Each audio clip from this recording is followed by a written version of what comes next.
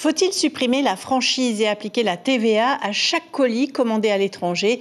C'est ce que souhaitent en tout cas les commerçants. Affaiblis par la crise sanitaire, les commandes sur Internet ne les aident pas à reprendre leur souffle. Il faut dire que 10 à 12 000 colis transitent chaque mois par la poste. Chiquita Teiva, Hubert Liao. Les commerçants se disent victimes d'une concurrence déloyale, celle du e-commerce.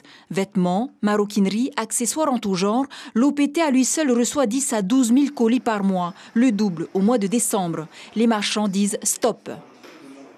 On dénonce l'inégalité qu'il peut y avoir dans les taxes dessus. C'est-à-dire que nous, on va payer des taxes et si je ne suis pas commerçant, je ne vais pas payer de taxes pour un même produit, donc, ce qui n'est pas normal.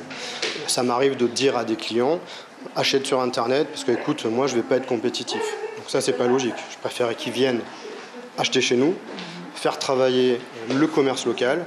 La boutique aussi de Harry souffre de cette concurrence. Il paye une TVA, la taxe CPS et une taxe douanière qui varie selon l'origine du produit. Alors, lorsque certaines enseignes non recensées à la CCISM vendent les mêmes produits que lui... On a quand même eu des baisses. Vu depuis que la plupart des gens maintenant arrivent à avoir une carte bleue facilement, donc ils peuvent commander facilement. Donc nous, on a une baisse de notre chiffre d'affaires. C'est à peu près quasiment... C'est un bon prix, quasiment 5 à 10% quand même. Aujourd'hui, les cartes de crédit néobanques permettent à n'importe quel portefeuille de commander en ligne. Que pensent alors les Polynésiens d'une nouvelle taxe? C'est une atteinte à la liberté. Si on a envie de commander, on commande où on veut. Et puis, c'est pas parce qu'on commande qu'on ne consomme pas forcément non plus sur le territoire. C'est moins cher de commander en ligne et tu as tout ce que tu veux. Et c'est moins cher, voilà.